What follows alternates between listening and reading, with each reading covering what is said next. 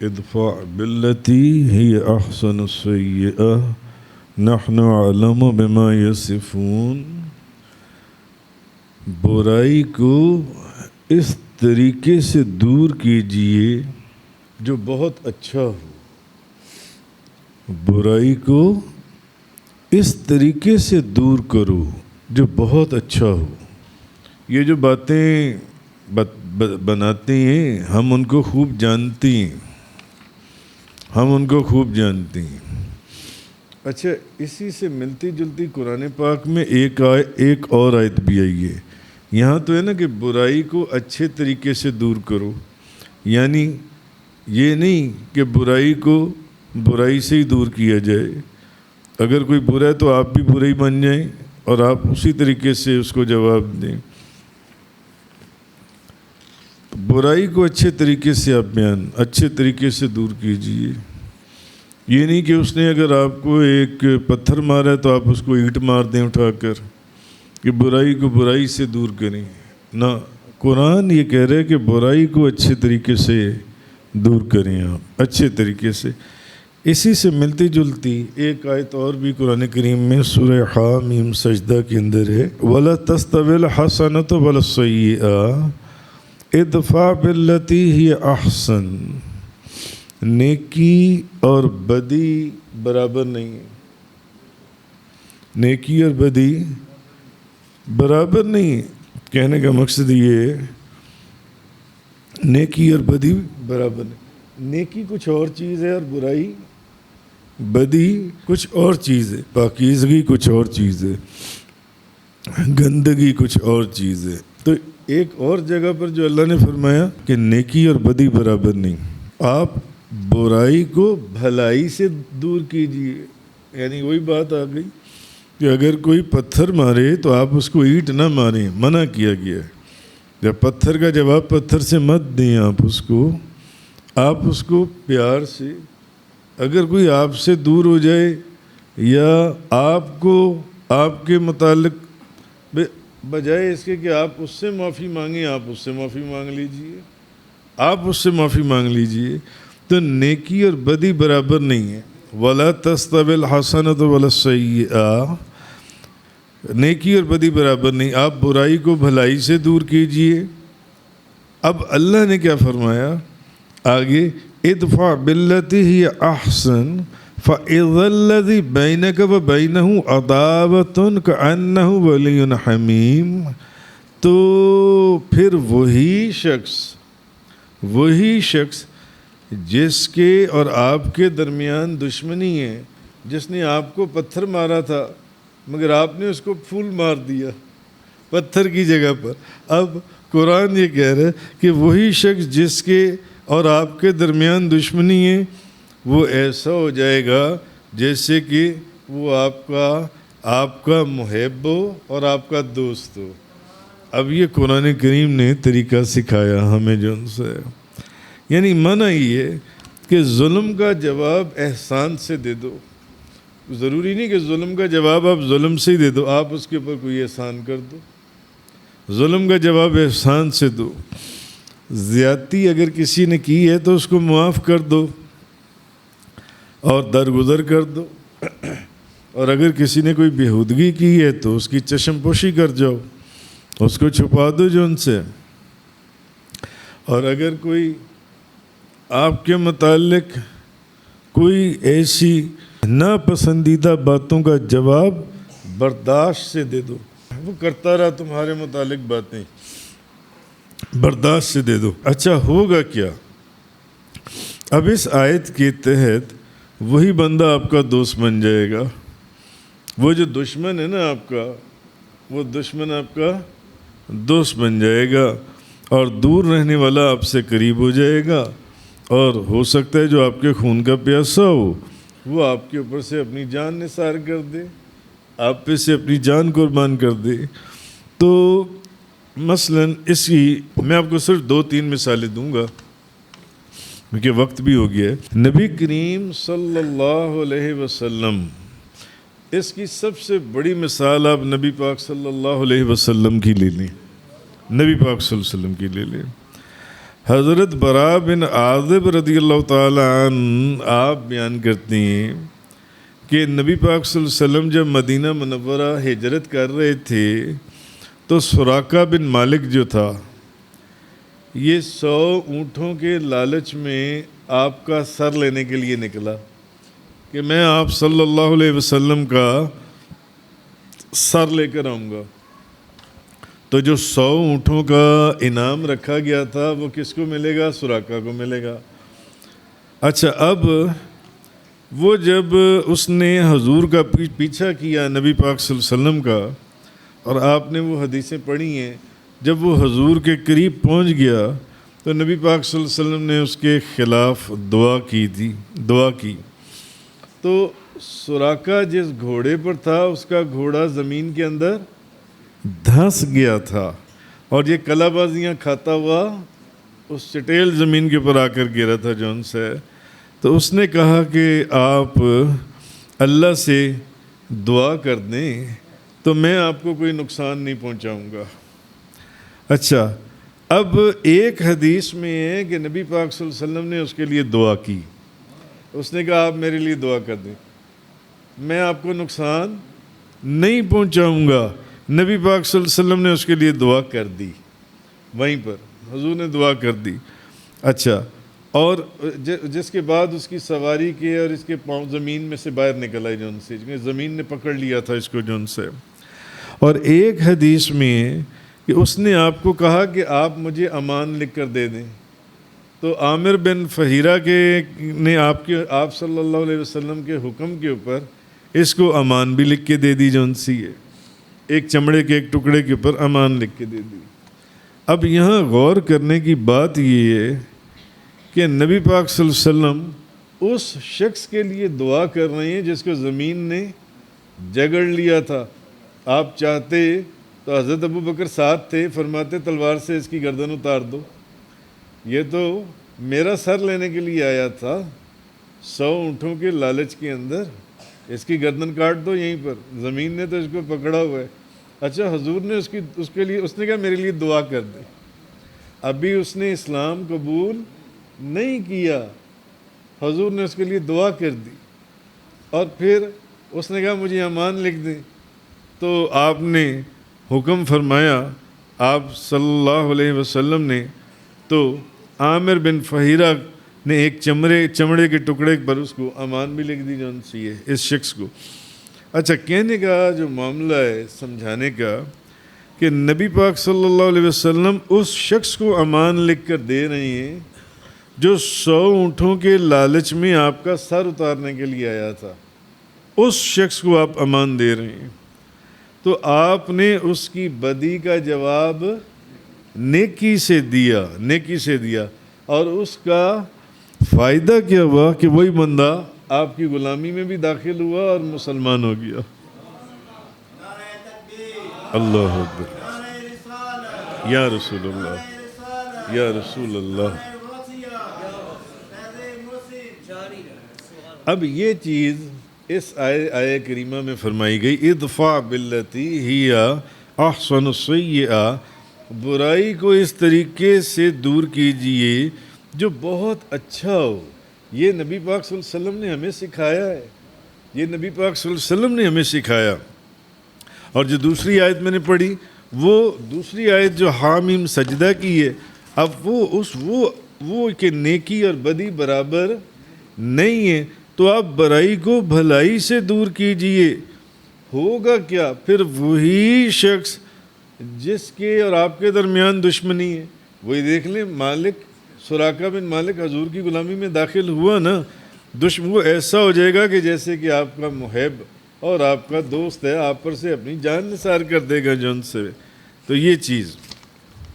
اچھا، اب اسی طرح ایک دوسری مثال یہ، حضرت عمر بن خطاب رضی اللہ تعالی عنہ، یہ باتیں سننے میں تو بندہ سن لیا اور چلا گیا، یہ کبھی اس کے اوپر عمل کر کے دیکھیں تو تب پتہ چلتا ہے کہ اللہ کی کتنی رحمتیں نازل ہوتی ہیں. حقیقت کیا ہے قرآن اور حدیث کی جون سی ہے. اچھا، حضرت عمر بن خطاب رضی اللہ تعالی عنہ بیان کرتے ہیں کہ جب عبداللہ بن ابی، یہ کون تھا عبداللہ بن ابی؟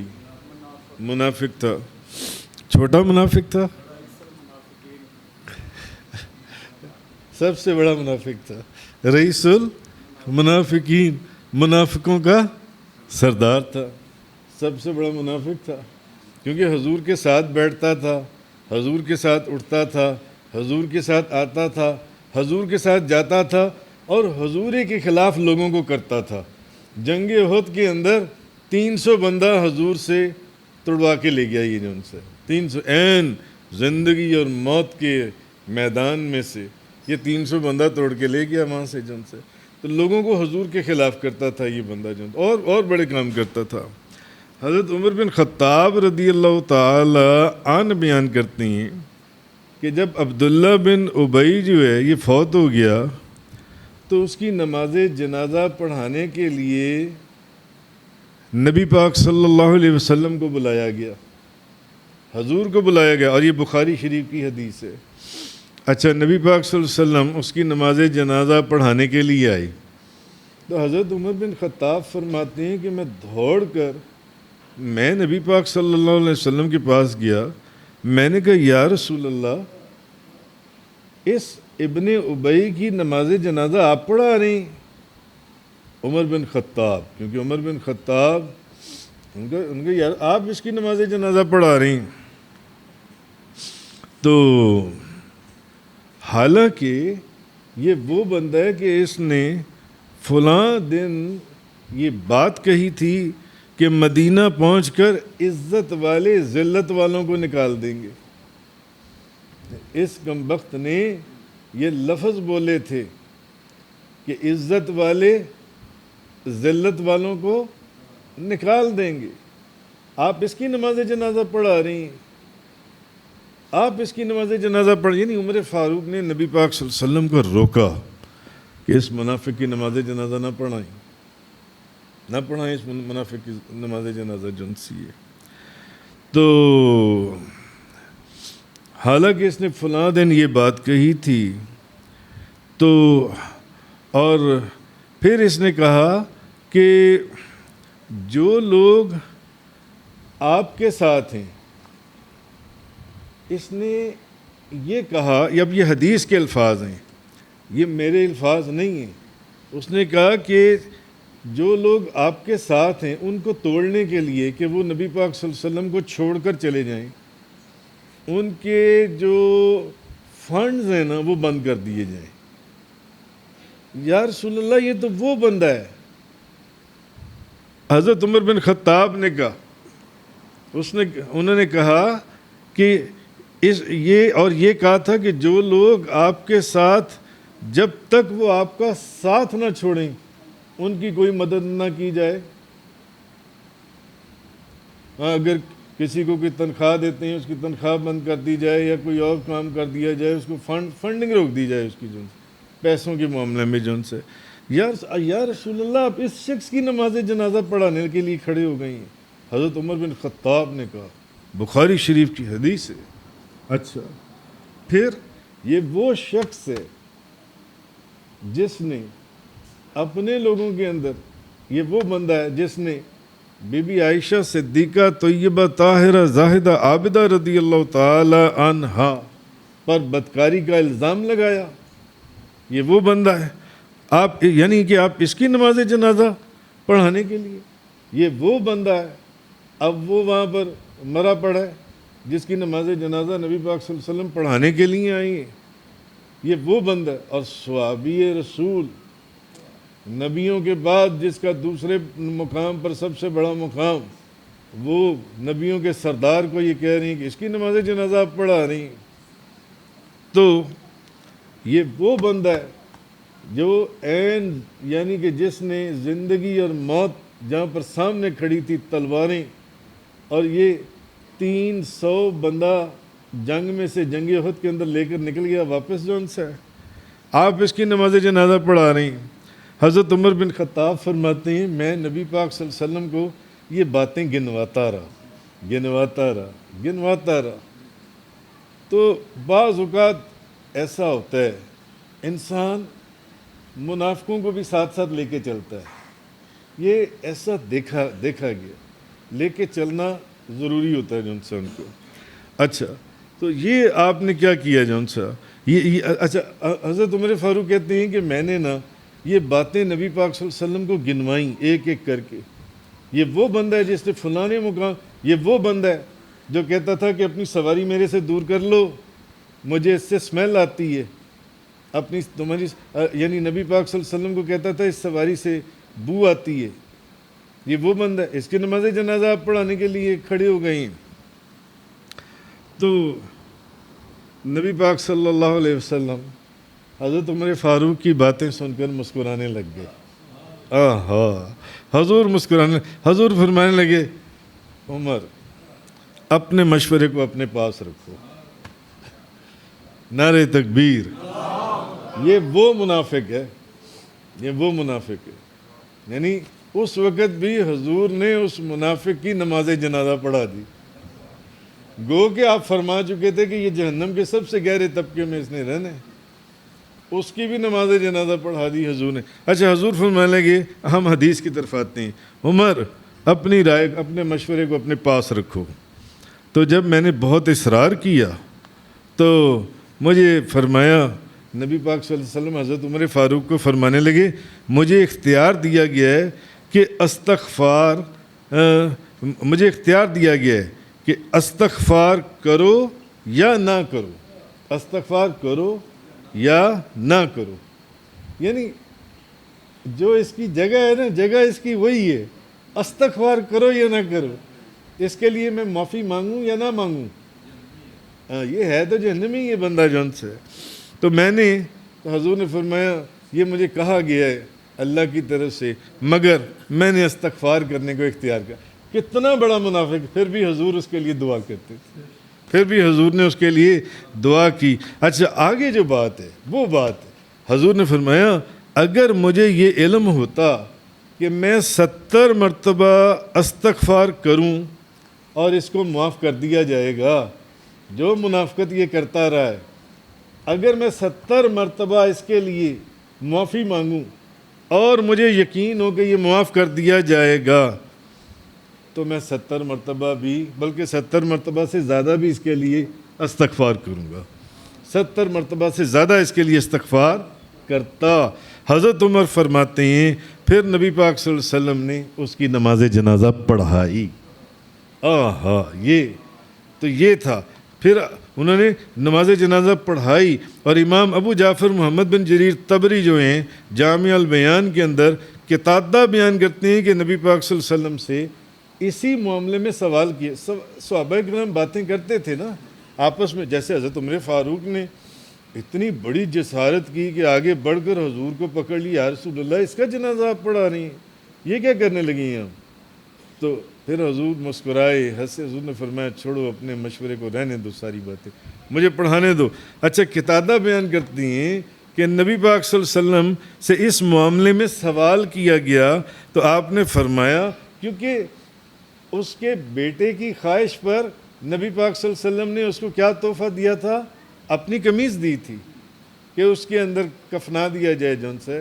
تو نبی پاک صلی اللہ علیہ وسلم سے جب اس معاملے میں سوال تو آپ نے فرمایا میری قمیض اور میری نماز جنازہ اس کو اللہ کے عذاب سے دور نہیں کر سکتی، نہ میرا اس کے اوپر نماز جنازہ پڑھانا اور نہ اس کو یہ میری قمیض اس کے پاس ہونا اس شخص سے اللہ کا عذاب دور نہیں کر سکتی.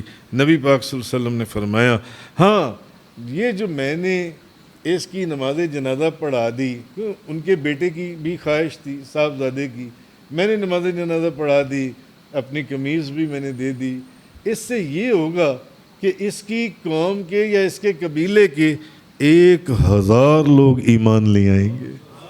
اور پھر وہ فرماتی ہیں کہ 1000 لوگ، جیسے کہ حضور نے فرمایا تھا ویسا ہی ہوا، اس کے قبیلے کے 1000 لوگ ایمان لے کر آ گئے. 1000 لوگ انہوں نے وہ اسلام لے آئے جن سے. اسی طرح اور کئی واقعات احادیث کے اندر ہمیں ملتے ہیں. اگر اس کی تفصیل میں جائیں گے تو بات بہت آگے چلی جائے گی۔ تو کہنے کا مقصد یہ ہے کہ نبی پاک صلی اللہ علیہ وسلم قرآن نے بھی یہی کہا اور حدیث نے بھی یہی ہمیں بتا دیا۔ نبی پاک صلی اللہ علیہ وسلم نے اپنی امت کو یہی چیز، قرآن نے حکم دیا، نبی پاک صلی اللہ علیہ وسلم نے اس کو کر کے دکھا دیا۔ نبی پاک صلی اللہ علیہ وسلم نے اس کو کر کے دکھایا کہ برائی کا جواب اچھائی سے اور بدی کا جواب نیکی سے آپ کو دینا چاہیے جون سے۔ تو حضرت عقبہ بن عامر رضی اللہ تعالی عنہ فرماتے ہیں کہ میں نے نبی پاک صلی اللہ علیہ وسلم سے پوچھا تو فرماتے ہیں میری نبی پاک صلی اللہ علیہ وسلم سے ملاقات ہوئی تو میں نے آپ کا ہاتھ پکڑنے میں پہل کی، یعنی صحابہ کرام دوڑتے تھے کہ کسی طرح میں پہلے حضور کا ہاتھ پکڑ لوں یا دست بوسی کر لوں، ہاتھ کو چوم لوں، یا چومنا تو پھر آگے کی بات ہے، ہاتھ ہی پکڑ لوں کہ وہ ہاتھ کا لمس جو ہے یا ہاتھ کی جو برکت ہے میرے وجود کو حاصل۔ صحابہ کرام جو سے دوڑتے تھے۔ اچھا وہ فرماتے ہیں کہ میں نے پہل کی اور میں نے جلدی سے ایک سوال بھی کر دیا۔ میں نے کہا یا رسول اللہ مجھے بتائیں سب سے اچھا عمل کون سا ہے یا سب سے اچھے اعمال کون سے ہیں؟ تو آپ نے فرمایا اے عقبہ جو تم سے تعلق توڑ دے نا، یعنی کہ تم سے تعلق توڑ کے پیچھے ہو جائے یا تمہیں چھوڑ دے اور تم اس سے تعلق جوڑ لو، وہ پیچھے تم اس سے معافی مانگ لو، وہی جو آیت کی تفسیر ہے آیت کی۔ اچھا حضور نے فرمایا عقبہ فرمایا جو تم سے تعلق توڑے تم اس سے تعلق جوڑ لو، اور جو تمہیں محروم کرے تم اس کو عطا کر دو، اور جو تم پر ظلم کرے اعراض کرو، یعنی معاف کر دو۔ تو کہنے کے مقصد یہ، اسی لیے شیخ سعدی شرازی نے فرمایا تھا بدی را بدی سہل باشد جزا اگر مردی احسن الی من اسا، برائی کا بدلہ برائی سے دینا بہت آسان ہے، برائی کا بدلہ برائی سے دینا بہت آسان ہے۔